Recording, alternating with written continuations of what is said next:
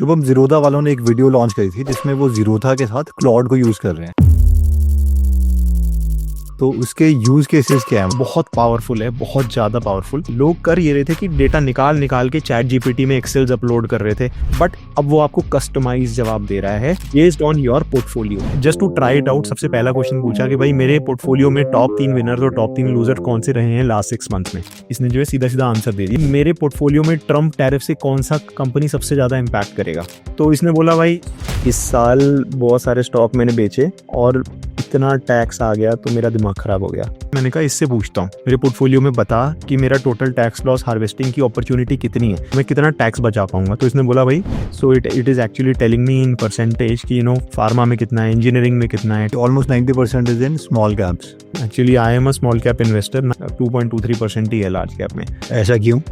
उसका reason primarily ये, अब इसको एक्चुअल में अगर इम्प्लीमेंट करना हो तो किस तरीके से स्टेप्स रहेंगे? तो यहाँ पे इनका एक ब्लॉग है जिसका कमेंट में हम डाल देंगे एंड दैट्स ऑल। बस इतना ही सेटिंग करना है, इससे क्लॉड और आपका ज़ीरोधा कनेक्ट हो गए, दैट्स ऑल। अच्छा, इसमें एक फ्लॉ भी है, मैं वो भी बता देता हूँ। द फ्लॉ इज़ कि ये भाई कई लोग डर भी जाते हैं कि सेफ है कि नहीं है ये अपने आप, क्योंकि इससे बाय और सेल भी कर सकते हो, ऑटोमेटिकली कुछ हो जाए।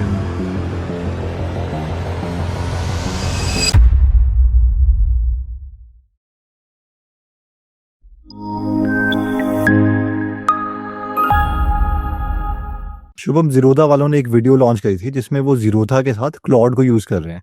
हाँ, तो उसके यूज़ केसेस क्या है, मतलब क्या यूज़फुलनेस है उसकी? बेसिकली मैं आपको बताता हूँ, बहुत पावरफुल है, बहुत ज़्यादा पावरफुल।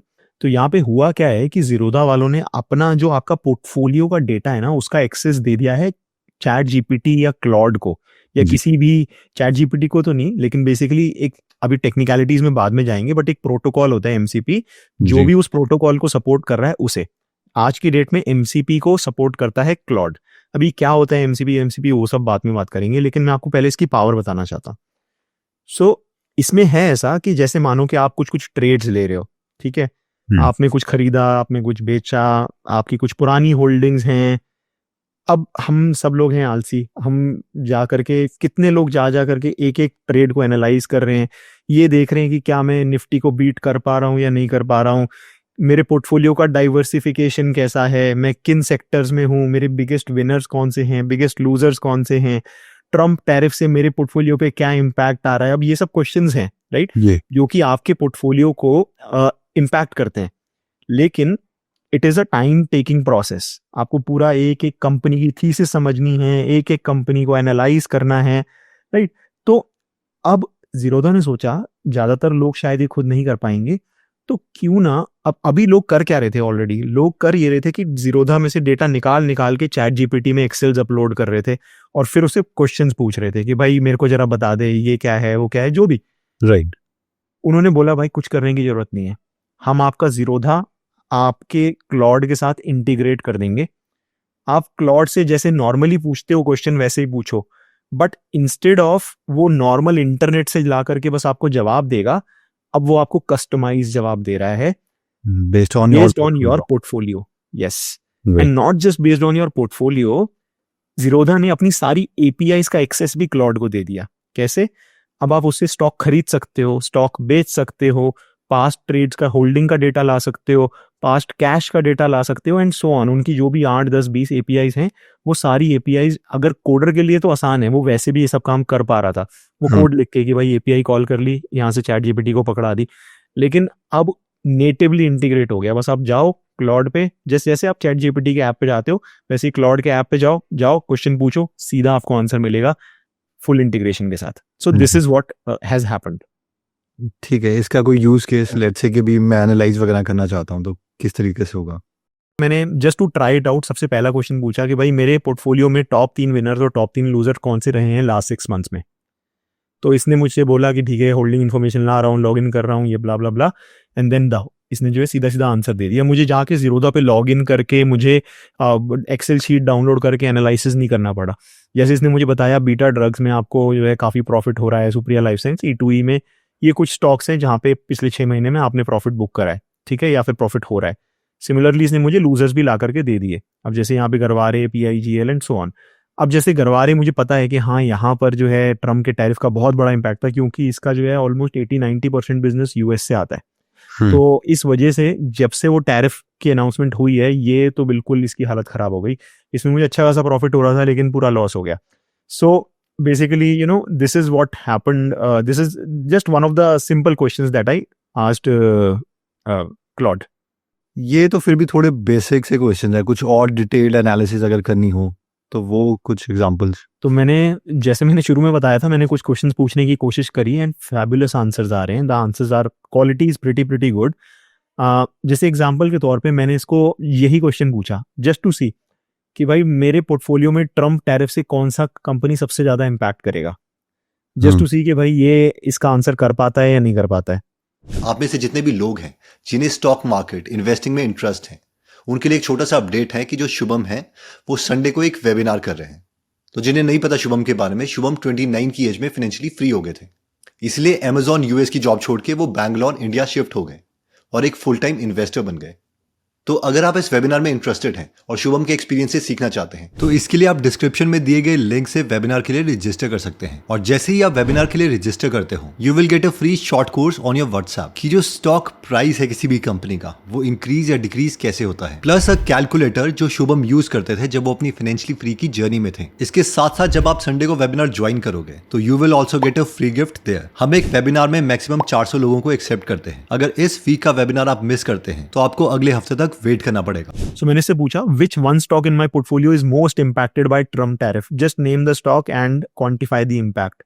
तो इसने बोला भाई सुप्रिया लाइफ साइंस जो है आपके पोर्टफोलियो में है, जो सबसे ज्यादा इम्पैक्ट हो रहा है।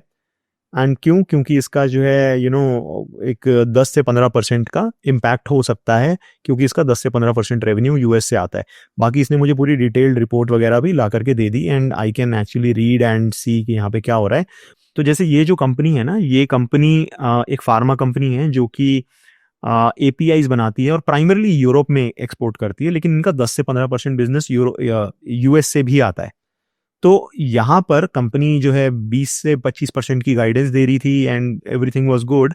एंड जब से ये थोड़ा बहुत टैरिफ का इम्पैक्ट आया है, stock has kind of is now going sideways instead of going upwards. तो बट यहाँ पे अगर आप देखोगे, मोस्ट इंपॉर्टेंट चीज थी कि इम्पैक्ट ये ढंग से क्वांटिफाई कर पा रहा है या नहीं। और इसने बोला कि estimated stock impact -10 to -15%। And वो मुझे ऐसा लगता है कि it was a very very reasonable, मतलब ठीक ठाक एस्टिमेट इसने किया। सिमिलरली मैं अपने पूरे पोर्टफोलियो को एनालाइज करवा सकता हूँ, not just this one stock. मैं इसको बोलूँ मेरे पूरे पोर्टफोलियो को एनालाइज कर बता कहाँ कहाँ पे कितना कितना इम्पैक्ट है, कहाँ रेड है, कहाँ ग्रीन है, कहाँ येलो है। You can do all of that. Similarly मैंने इससे एक और एनालिसिस कराया। मैंने इसको बोला कि भाई मेरे स्मॉल कैप, लार्ज कैप और कहाँ कहाँ पर मेरा जो है पोर्टफोलियो है, सेक्टर वाइज एनालिसिस कर दे। बाय द वे ये मैंने अपने सारे अकाउंट्स का नहीं बताया, इसको सिर्फ एक अकाउंट का एक्सेस दिया था। So it is actually telling me in percentage कि फार्मा में कितना है, इंजीनियरिंग में कितना है, पीछे जो आपका है वो that is like 90, almost 90% is in small caps. हाँ जी, actually I am a small cap investor. 90 और मिड कैप मिला लोगे तो ऑलमोस्ट 9% यहाँ पे भी है। तो ऑलमोस्ट 95 to 98% स्मॉल और मिड में ही रहता है मेरा। तो 2.23% ही है लार्ज कैप में। ऐसा क्यों? उसका रीजन प्राइमरली ये है कि आई am a I do growth investing and growth investing में मोस्टली 30-40-50% टाइप की ग्रोथ वाली कंपनीज में मैं कोशिश करता हूँ। उसमें कुछ प्रॉब्लम्स होती हैं। प्रॉब्लम ये होती है उसमें जो बीटा है वो बढ़ जाता है, विच बेसिकली मीन्स कि स्टॉक वॉलिटिलिटी बढ़ जाती है। आपका पोर्टफोलियो ज़्यादा उछलता है, ज़्यादा गिरता है, ज़्यादा बढ़ता है। बट बिकॉज ग्रोथ ज़्यादा है तो अल्टीमेटली रिटर्न वाइज ज़्यादा डिलीवर करता है। But that is not the rule. ऐसा नहीं है कि स्मॉल कैप में इन्वेस्ट कर रहे हो तो मतलब रिटर्न ज्यादा बनेंगे। Most of the time small cap में आप इन्वेस्ट कर रहे हो तो शायद रिटर्न कम बनेंगे, क्योंकि अगर आप गलत स्टॉक्स में घुसते हो तो पिटाई जबरदस्त होती है। बट इसीलिए फिर हम टेक्नो फंडा को ज्यादा हम प्रेफर करते हैं। हम बोलते हैं कि नहीं, हमको मैनेज करके चलना है। 200 EMA के नीचे हम नहीं जो है ज्यादा लॉस ले सकते हैं। सो बेसिकली टेक्नो फंडा अप्रोच है, जहाँ पे आप अपसाइड हाई ग्रोथ की लेना चाह रहे हो, लेकिन आप डाउन साइड पे थोड़ा थोड़ा पोर्टफोलियो एलोकेशन की मदद से लिमिट करने की कोशिश करते हो। जी। बाय द वे अभी ना मैं बहुत ज़्यादा परेशान हूँ, क्योंकि इस साल बहुत सारे स्टॉक मैंने बेचे और इतना टैक्स आ गया तो मेरा दिमाग खराब हो गया। तो मैंने बोला भाई इस बार टैक्स बचाना है। तो हालांकि मैं टैक्स लॉस हार्वेस्टिंग वगैरह करता हूँ, लेकिन उतना अग्रेसिवली नहीं करता। जनरली मैं क्या करता हूँ कि लास्ट एक हफ्ते में, मार्च जब खत्म होने वाला होता है उस टाइम पे देख लेता हूँ क्या हो रहा है, तो थोड़ा बहुत इधर उधर कुछ कुछ कर लिया। लेकिन प्रॉब्लम होती है उस टाइम पे करने पे कि जब आप खरीदने जा रहे होते हो वापस, उस टाइम हर कोई स्टॉक टैक्स लॉस हार्वेस्टिंग कर रहा है। तो कई बार ऐसा हुआ आपने बेच दिया, खरीदने गए तो प्राइस बढ़ गया। लेकिन अभी मामला ठंडा है, अभी मार्केट डाउन टर्न में है, आपने बेचा अगले दिन और सस्ते भाव में मिलेगा।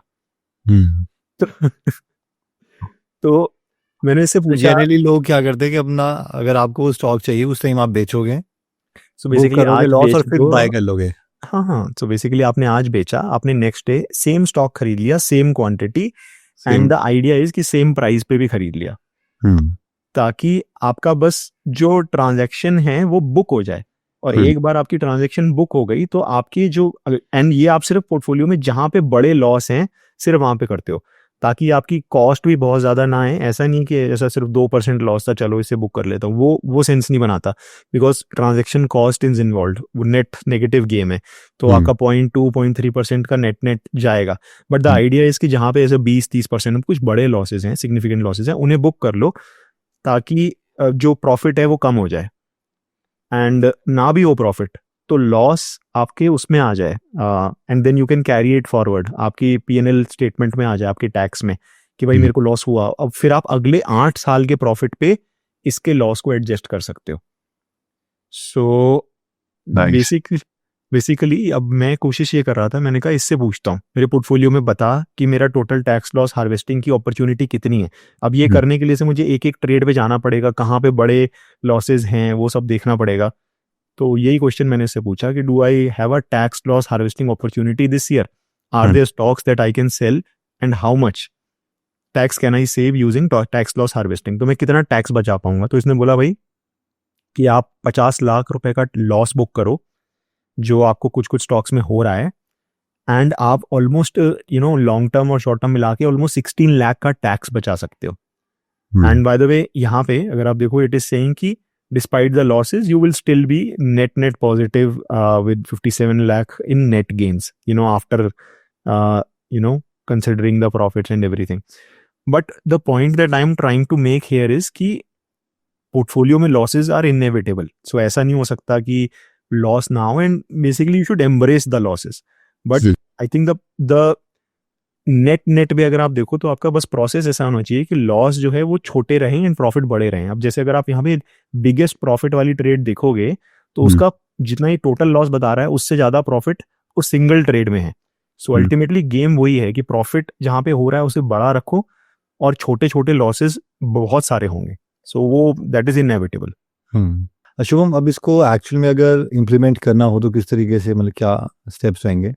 हाँ, सो इसमें बेसिकली होता क्या है कि सबसे पहले तो आपको क्लॉड का ऐप डाउनलोड करना पड़ता है अपने विंडोज या मैक में। तो अभी ये फोन पे नहीं चलता है, ठीक है। सो जैसे एक बार मैंने डाउनलोड कर लिया, यहाँ पे कुछ सेटिंग्स होती हैं, वो सब हम लिंक में डाल देंगे, और हार्डली टेक्स 30 सेकेंड्स। मैंने आज ही सेटअप किया है इसे, did not take a lot of time. Basically मुझे बस खाली जावास्क्रिप्ट Node.js बोलते हैं उसे इंस्टॉल करना था और यहाँ पर एक कॉन्फ़िगरेशन को सेट करना था।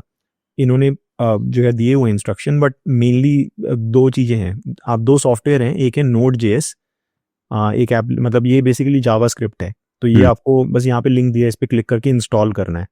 ये इंस्टॉल कर लिया, फिर उसके बाद आपको क्लॉड का डेस्कटॉप वर्जन इंस्टॉल करना है यहाँ पे क्लिक करके। एंड ये दो सॉफ्टवेयर आपने इंस्टॉल कर लिए, चाहे आप मैक पे हो चाहे आप विंडोज में हो। Once you are done, basically ये कुछ सेटिंग दी हुई है, आपको इस सेटिंग को कॉपी कर लेना है एंड अपने क्लॉड में जाकर के यहाँ पे सेटिंग्स में जाकर जाना है, एंड सेटिंग्स में यहाँ पे डेवलपर मोड है, सेटिंग्स में developer, and then you basically do edit config, and यहाँ पर इसको पेस्ट कर देना है, एंड दैट्स ऑल। बस इतना ही सेटिंग करना है, इससे क्लॉड और आपका जीरोधा कनेक्ट हो गए, दैट्स ऑल। तो यहाँ पे बस दिया हुआ है कि उसका URL क्या है, MCP के थ्रू कनेक्ट हो गए।